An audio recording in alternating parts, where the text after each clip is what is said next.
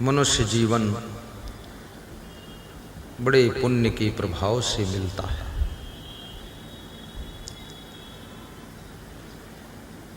परोपकार, सहयोग, सेवा, प्रेम से पुण्य विकसित होता है।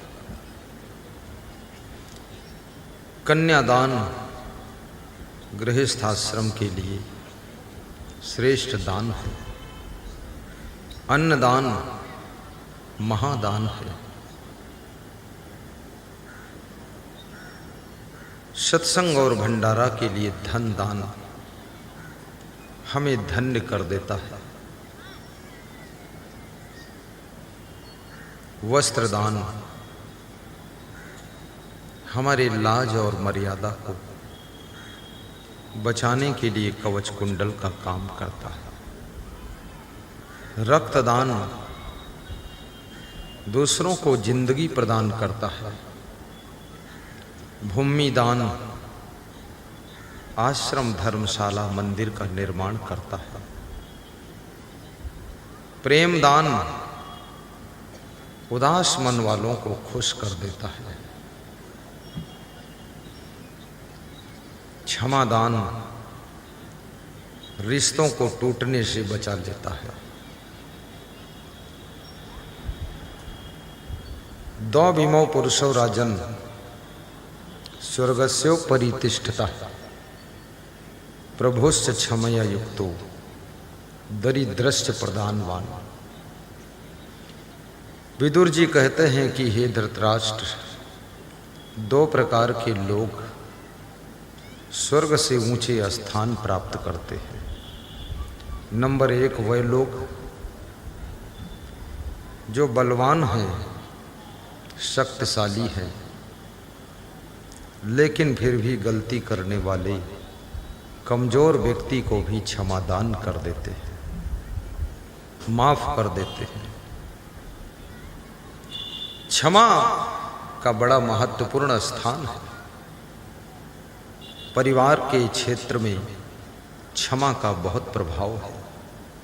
अपने बच्चों को भी क्षमादान करिए। पत्नी से गलती हो जाए उसको भी क्षमा कीजिए। पति से भूल हो जाए बिना क्षमा मांगे क्षमा कर दीजिए। कभी माता पिता से चूक हो जाए उनको भी बिना क्षमा मांगे क्षमा कर दो। क्षमा करने वाले बड़े होते हैं, गलती करने वाले छोटे होते हैं। क्षमा बड़न को चाहिए, छोटन को उत्पात। विष्णु की क्या घट गई, जो भृगु ने मारी लात। क्षमा परशुराम जी ने राजा जनक के दरबार में भगवान श्री राम से क्षमा मांगा था। परशुराम क्रोधी महात्मा थे, लेकिन बाल ब्रह्मचारी थे। परशुराम अपना परिचय जब देते थे तो कहते थे, बाल ब्रह्मचारी अति कोही, विश्व विदित क्षत्रिय कुलद्रोही। मैं बाल ब्रह्मचारी हूं लेकिन बहुत क्रोधी हूं। राम भगवान को भी बहुत कठोर कहा है। शिव का धनुष राम के हाथों से टूट गया है, जिसके कारण परशुराम बहुत नाराज है। जब परशुराम को बोध हुआ तो परशुराम का क्रोध खत्म हो गया। जब मनुष्य को बोध हो जाता है तब उसका क्रोध समाप्त हो जाता है और परशुराम के अंदर करुणा आ जाती है। और परशुराम राम से क्षमा मांगते हैं और क्या कहते हैं, अनुचित बचन कहूँ अज्ञाता अनुचित वचन कहूँ अज्ञाता, क्षमा हूँ क्षमा मंदिर दो भ्राता, क्षमा हूँ क्षमा मंदिर दो भ्राता, अनुचित वचन कहूँ अज्ञाता। परशुराम अपने संपूर्ण अहंकार को त्याग कर भगवान श्री राम से क्षमा मांगते हैं और कहते हैं तुम दोनों भाई क्षमा के मंदिर हो, मुझे क्षमा कर दो। मैंने अनुचित वचन आपको अज्ञान बस कहा, मुझे ज्ञान नहीं था कि तुम राम हो, तुम लक्ष्मण हो, तुम शेषावतार हो, अब ज्ञान हो गया।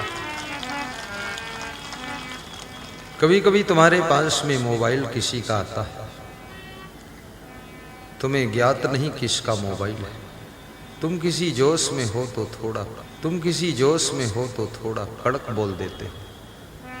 जब तुम्हें ज्ञात होता है किसका मोबाइल है, तब तुम कहते हो सॉरी, क्षमा करना, मैं जान नहीं पाया आप। अनजान में गलती परशुराम से हुई है, लेकिन गलती तो गलती है, जान समझकर हो, अनजान में हो। भगवान राम मुस्कराते हैं, परशुराम के कठोर वचनों को सह लेते हैं। जो सहले वो राम है, जो कठोर बहुत बोले वो परशुराम है, और जो समझने के बाद क्षमा मांग ले वो परशुराम है, और जो क्षमा कर दे वो भगवान श्री राम है। जय। क्षमा हूँ क्षमा मंदिर दो भ्राता, बहुत मार्मिक है। अनुचित वचन कभी आपका पति आपको अनुचित वचन जोश खरोश में बोल दे कुछ कठोर, रूठ मत जाना, चली मत जाना। अपने पति को थोड़ी देर में बोध होगा तो इसका क्रोध शांत होगा, तो मन ही मन उसको पश्चाताप होगा कि हमने देवी स्वरूपा अपनी भार्या को इतना गाली क्यों दिया है। जो लोग अपनी पत्नियों को बहुत गाली देते हैं, अगले जन्म में वे विवाह से वंचित रह जाते हैं। ऐसे घूमते रहते हैं शंभ निशुंभ योद्धा बनकर, शादी नहीं होती, पाप लग जाता है। और जो स्त्रियां अपने पति को बहुत गाली देती है और कभी कभी मारती भी है, कितने पति बेचारे मार भी खाते हैं, गाली भी खाते हैं, 100 जूता खाते हैं और तमाशा घुस के देखते हैं। बहुत दुर्दशा। लेकिन इस धरती पर नारी के लिए पति पूज्य होता है। ये कलयुग की गाथाओं में मत आइए, ये दुष्टों की बातों में मत आइए। आपको गृहस्थी को यदि स्वर्ग बनाना है तो कृपया मेरी बात को समझिए। कितने कितने ढोंगी लोग संसार में हैं। वो नारियों को सिखाता अपने पति के पैर नहीं छूना चाहिए, बच्चों को सिखाता कि माता पिता के पैर नहीं छूना चाहिए, किसी को नमस्कार नहीं करना चाहिए। ये कितनी गलत बात सिखा रहे हैं। ऐसी किताबों को पढ़ो मत, उनको रद्दी में बेच करके जलेबी धर के खा लीजिए। उस पर पढ़ना नहीं चाहिए। और ऐसी किताबें फ्री मिलती हो, सभी ले लो। और 100 ग्राम पेट्रोल डालकर लंका दहन कर दो उसको, ताकि कोई पढ़ ना पाए। हमारी भारतीय संस्कृति, पारिवारिक सभ्यता, एक दूसरे के प्रति जो निष्ठा है, प्रियता है, इसको तोड़ने वाले ग्रंथों का अध्ययन नहीं करना चाहिए, ऐसे पंथ को भी नहीं मानना चाहिए और ऐसे धर्म प्रचारक को बाईकाट कर देना चाहिए, क्योंकि हमारे घर घर में अशांति पैदा हो जाएगी, पारिवारिक कलह कलेश पैदा हो जाएगा। अनुचित बचन कहूँ अज्ञाता,